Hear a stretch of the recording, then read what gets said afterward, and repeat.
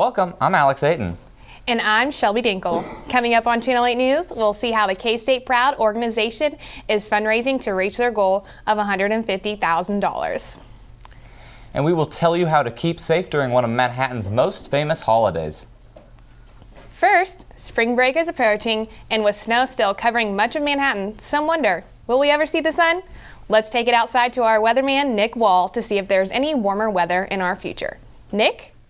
Thank you, Shelby. And old man winter is still hanging around. You see cold temperatures here. We did expect some big-time snow over the weekend. Much of that did not happen. Some flurries here and there throughout the state. Most of that went up to the northeastern part of the country.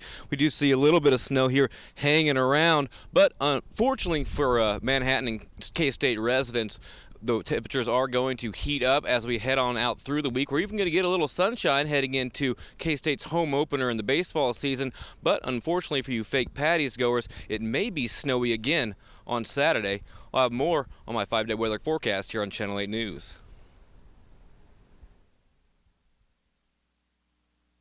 KSU LP. For Manhattan and Riley County. From Kansas State University, this is Channel 8 News. Welcome to Channel 8 News. I'm Alex Ayton. I'm Shelby Dinkle. Coming up on Channel 8 News, an interesting look at the drug culture of Manhattan. Also, a preview of one of Manhattan's own holidays, Fake Paddys Day. And an app that has students' feathers ruffled. But first, some new adjustments to Mercy Regional Hospital. Mercy Hospital was recently taken over by new ownership, Via Christi Health. Mercy and Via Christi previously had a 50-50 ownership of the hospital until February 28th when a new agreement was finalized. Via Christi is Kansas's largest health care provider. Pottawatomie County Sheriff Department identified the body found in the water at Tuttle Creek Lake on February 28th to be Jane Peterson, who was reported missing by the family on January 19th of this year. Peterson was the senior administrative assistant in physics at Kansas State University. Over the course of her missing time, several search parties went on for her. The sheriff's office does not suspect foul play is involved in this incident. The cause of death was identified as drowning and hypothermia. 21-year-old Denzel Leonard was arrested by police on Thursday at 9:20 a.m. on 2 motions of a revoked probation warrants for domestic battery and failure to register. Leonard was confined by RCPD and remains at Riley County Jail on a $30,000 bond. Riley County Police arrested Mohammed Abdullah-Jabbar at the 1000 block of Osage on Thursday due to failing to appear in court on a previous offense of stalking. Abdullah-Jabbar was confirmed by RCPD, but was released that day after posting his $14,000 bond. It hasn't gone unnoticed that Manhattan has been feeling a peak in recent crime. But just how deeply has crime related to the drug culture of Manhattan? Channel 8 News reporter Shelby Brunk has the story. The recent death of a Kansas State University freshman, Jordan Forbett, brought questions and concerns from students and families about Manhattan's drug culture.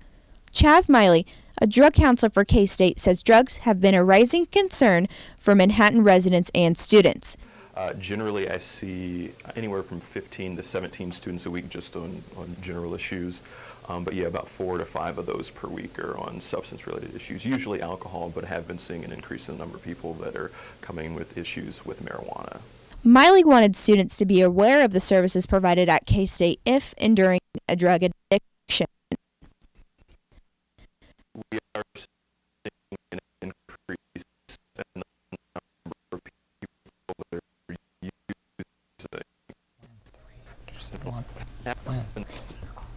says the pain medication. Areas surrounding Aggieville have been watched by Riley Police to see if there are high areas of crime. Although students and parents have witnessed an increase in Manhattan Public Information Officer Matthew Jogi says that this is the lowest crime rate Manhattan has seen in years. Obviously, major crimes have happened and they are still being talked about today. Stay tuned next week to see what the Riley County Police Department has to say about how recent crime is affecting Kansas State students. Thousands of people will flock to Manhattan this weekend to celebrate a holiday that isn't even real. That's right, Alex. It's annual Fake Paddys Day, a celebration made up by students in Aggieville businesses to wear green and have fun. That's right, guys. It's green, loud, and a little unstable. It's the Fake Paddys Day celebration.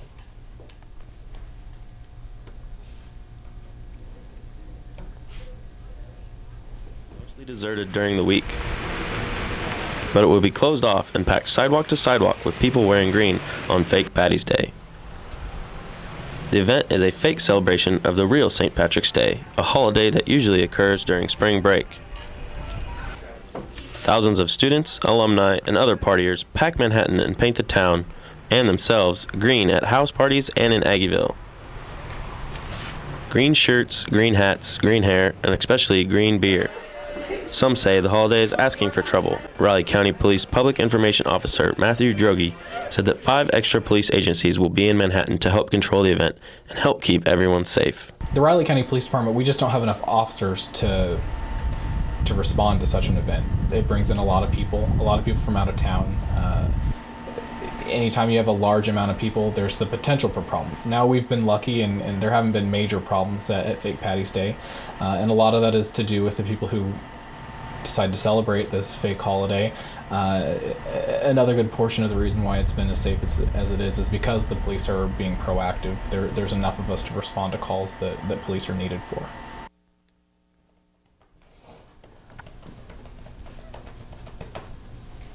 Officer Droege said that if you're being safe, responsible, and legal, then you should have no problems with the law during your Fake Paddys Day adventures. Now, what was the most ticketed offense at last year's Fake Paddys Day, Trent? The most citations were for open container. A lot of visitors from out of town may not know the law here in Manhattan, and some people think it's okay to walk around with their drink for that special day, but it's definitely still illegal. Officer Droege said it best though, guys. Just know your limits, stay safe, and follow the law, and you should be all right. Thank you, Trent. When we return, we will see how students are taking the initiative to help classmates in need. And how are the Wildcats faring as tournament season approaches? Channel 8 sports anchor Caleb Jones will have all the answers coming up. Who is going to help safely feed 9 billion people in the year 2050? Who will design sustainable cities that can flourish? Who is going to shed light on dark matter and origins of the universe? Where will we teach the scientists who will engineer our future? At one of the world's top research universities, Kansas State University. Kenya, Africa. A baby elephant is trapped in a water hole. Researchers rush to the rescue, and a 400-pound baby elephant and its agitated, dangerous mother are finally reunited. One of those researchers is K-State alumnus Mark Sowers. While at K-State, he used telemetry to study bison on the Konza Prairie Biological Station, a skill he now uses to study and help elephants, his lifelong dream. That's the Wildcat way. I like K-State mainly for the family atmosphere. Once you're here, you're greeted with a smiling face. You could step onto K-State's campus and feel that without even talking to anyone, that it's welcoming. The administrators and faculty, they remember your name. Anywhere you go, someone's there to help you and to smile at you. Half of campus is going to be wearing purple, and you know that there's that K-State pride. It's really evident that you can do something and you can be somebody and you can really define yourself here. I'm a part of the campus. K-State to me is home. And that kind of gives me a sense of place. K-State Proud is back for another year of campaigning, and this year their goal is higher than it's ever been. Here's Morgan Hulsman with the latest. K-State Proud has played an important role in keeping students here during financial crises. Check out what they've been doing to keep up with the rising cost of university bills. Over the past 7 years, the K-State Proud campaign has raised more than $700,000 for K-State students that need financial assistance. This year, K-State Proud's goal was to raise $150,000. The campaign was all over campus with their fundraising efforts: schools, college buildings, the Union, and GTM Sportswear. Professor Mike Finnegan says sometimes students forget how important K-State Proud can be. You know, I think lots of times as K-State students, we get so focused on our own initiative, in our own major, in our own clubs and activities. And I think sometimes we forget to step back and look at everything that K-State does from maybe 3,000 feet. At halftime of the K-State Iowa State game, K-State Proud announced they raised a little over $133,000, just short of their goal. K-State Proud co-chair Allie Niedery says the goal isn't what the campaign is about. In the end, if we make our goal or not, it's really about keeping students here. Niedery also says that getting involved in helping others has an impact no matter what the outcome is. It has meant the world to me. It has made my K-State experience what it is. This was just one campaign to reach their goal. The K-State Proud organization is planning another campaign to get them over the $150,000 goal before July. It's never too late to join the movement and donate towards K-State Proud. You can help by going to kstateproud.org or by nominating someone deserving of scholarship aid. The largest private gift in K-State history has been made by the Jack Benier family. They have donated $60 million to benefit both Salina and Manhattan campuses. $2 million of the donation will go toward completion of the Phase 3 for Bill Snyder Family Stadium. The other $40 million will be benefiting students, faculty, and facilities. It was reported last month that the Kansas Board of Regents approved over $60 million worth of athletic facility improvements across K-State. Included in the approval is $50 million for an expansion of this north side for Bill Snyder Family Stadium. Channel 8's own Sean Fry sat down with K-State Athletic Director John Curry to speak about the north side plans. I got a chance to sit down with him earlier last week to discuss what is now Phase 3 to renovate nearly all of the athletic facilities here at K-State. Curry is very excited about the prospects of renovations at the Bill, as his efforts on the west side of the stadium helped him earn the Bobby Dodd Athletics of the Year award.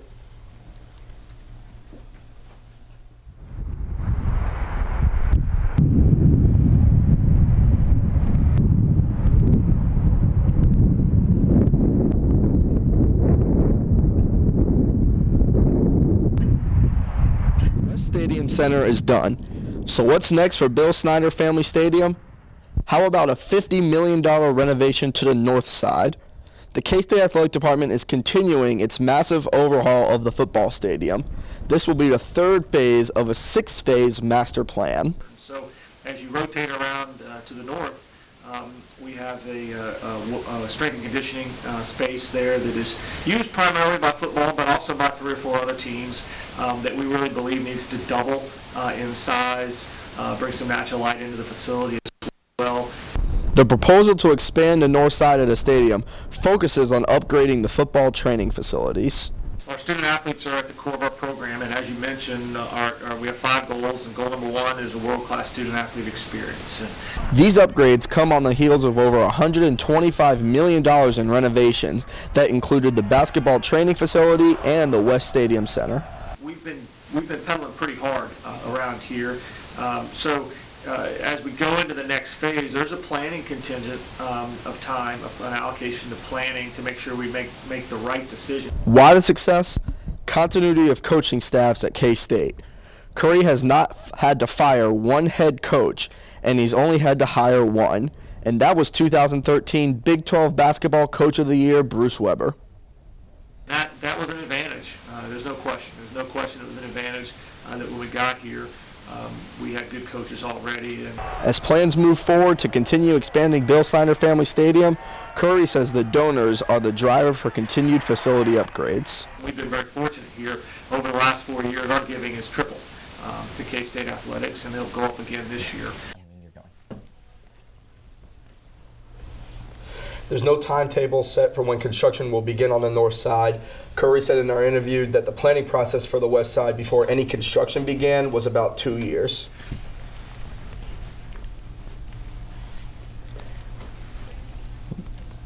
Okay. Sean, thanks for your report. And coming up, we will get a visit from the Sunset Zoo and one of their animal friends. And later, a look at Wildcat men's basketball. And stay tuned for your upcoming weather forecast, all right here on Channel 8 News. play, study, class, chill, class, eat, study, play, study. Sometimes it seems there just aren't enough hours in the day at our 3 campuses, so you have to make every minute count, especially those precious first few. That's why Kansas State alum Herbert Diamond invented the snooze alarm, a dorm room fixture. Because even when you can't wait to get started, sometimes it's nice to wait to get started.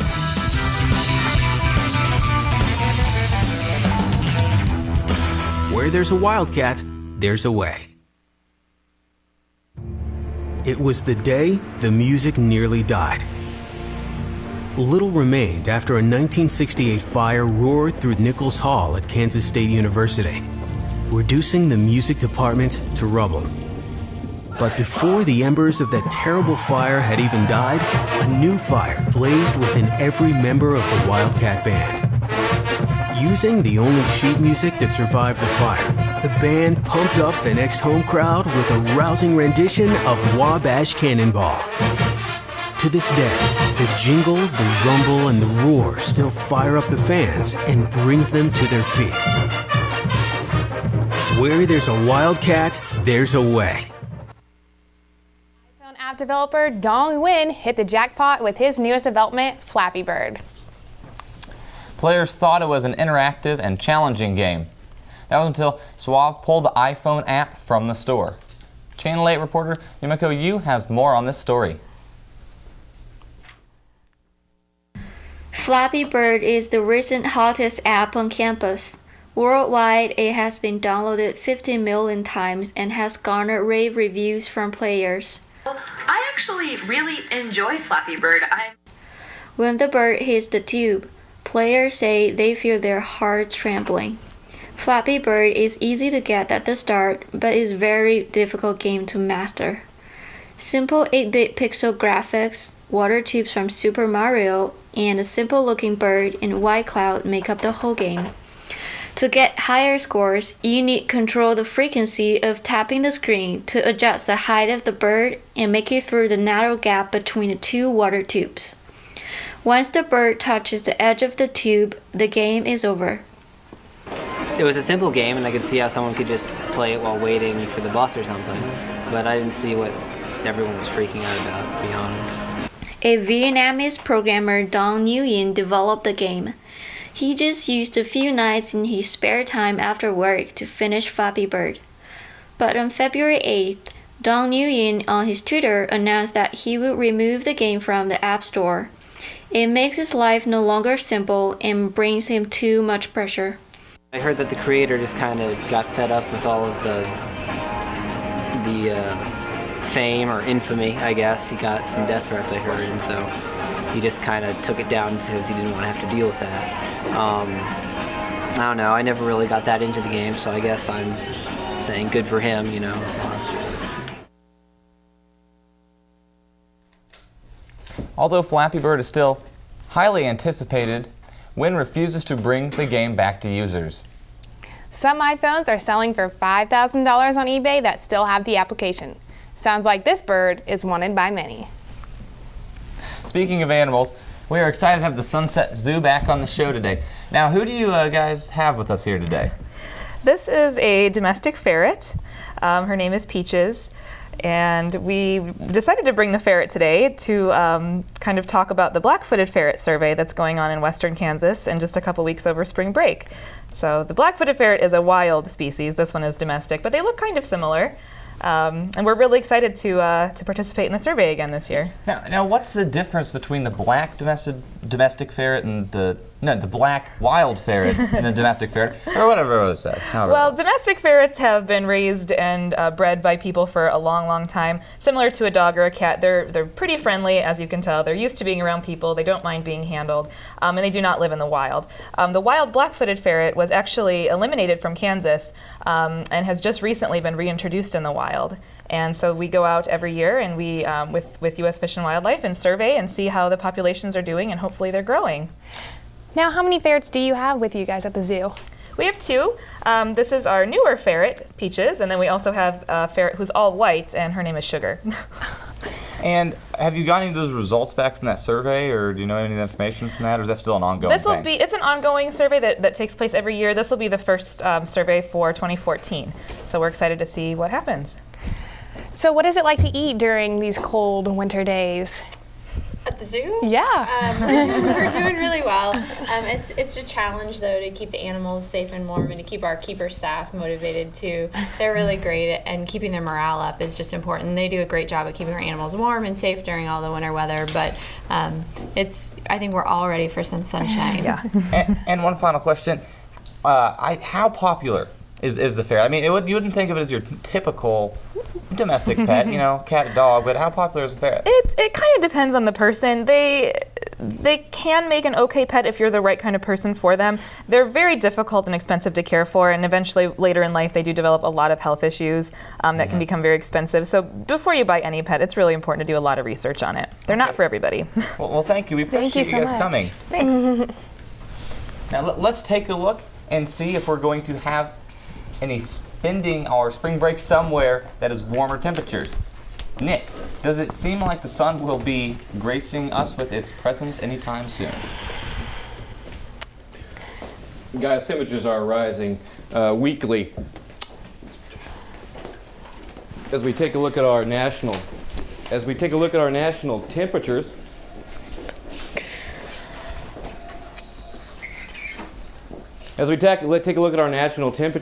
we have 51 in Seattle, 66 in San Francisco, 75 down in Los Angeles, 82 down in the desert area in Phoenix, 55 in Denver, 30 in Omaha, 57 warming up a little bit down there in Texas.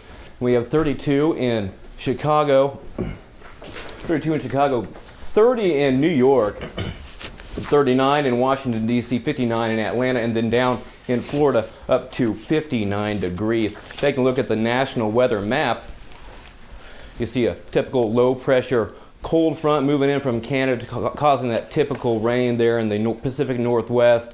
High pressure there in the west, bringing the sun, and the warm front on in through Denver. That's actually going to push it into Kansas there, bringing temperatures up a little bit for us later in the week, as we'll talk about later.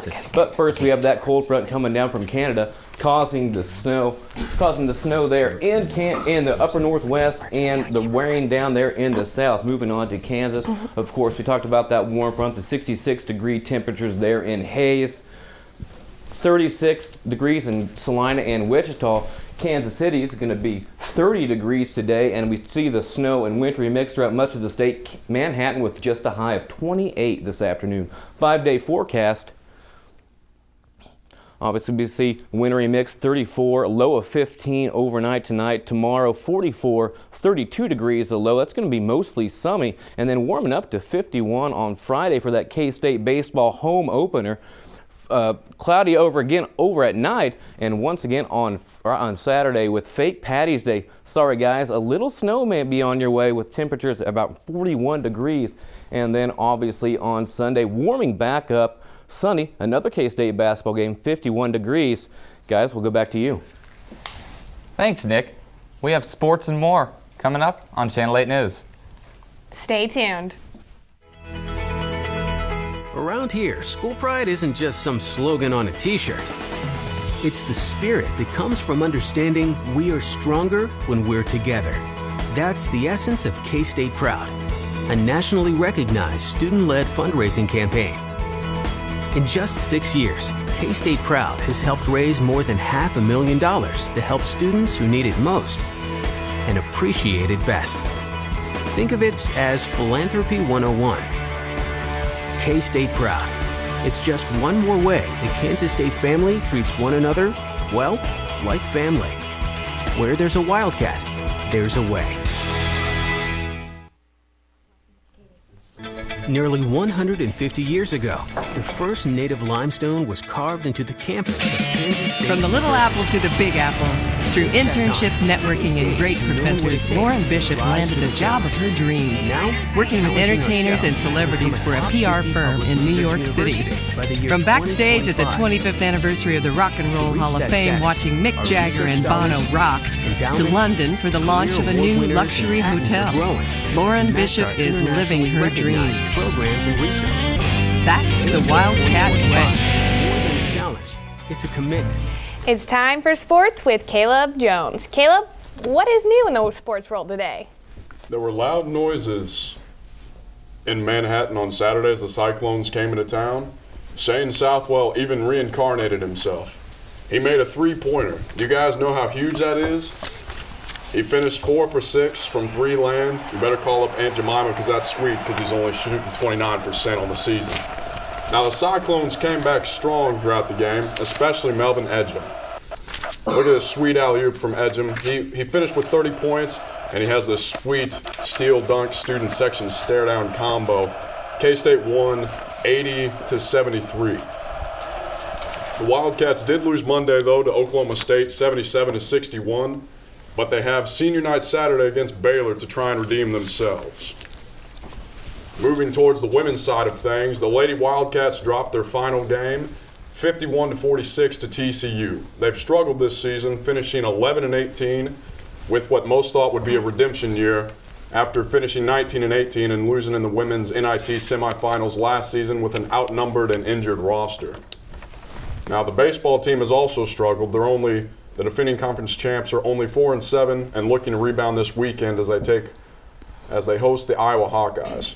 So that's all we got for sports, and see what's coming forth for the Wildcats. Thank you so much, Caleb, for that sports update. And we will be back on Channel 8 News. Nearly 150 years ago, the first native limestone was carved into the campus of Kansas State University. Since that time, K-State has known what it takes to rise to the challenge. Now, we're challenging ourselves to become a top 50 public research university by the year 2025. To reach that status, our research dollars, endowment, career award winners, and patents are growing to match our internationally recognized programs and research. K-State 2025 is more than a challenge, it's a commitment. A commitment we'll keep. Because where there's a Wildcat, there's a way. Wired Magazine calls him the Explainer. His students call him amazing. Over 20 million YouTube views show that Associate Anthropology Professor Michael Wesch is transforming higher education. Translated to more than 20 languages and counting, Professor Wesch's teachings still share one common voice: passion. And whether you're learning live or online, that passion is contagious. And that passion is one of the leading reasons Kansas State University is first among U.S. public research universities in producing U.S. Case Carnegie Professors of the Year. Where there's a Wildcat, there's a way. Greg Nobach of Gilman, Minnesota invested hundreds of hours to build a 50-foot snowman, and he named him Granddaddy. Wow, there's a new way to be positive about the cold weather. Maybe we could make a large Willie the Wildcat? Well, that's all the time we have in this edition of Channel 8 News. You can find us on Facebook at Channel 8 News KSU and at Channel 8 KSU on Twitter. For Lindsay, John, and the rest of the team, thank you for watching.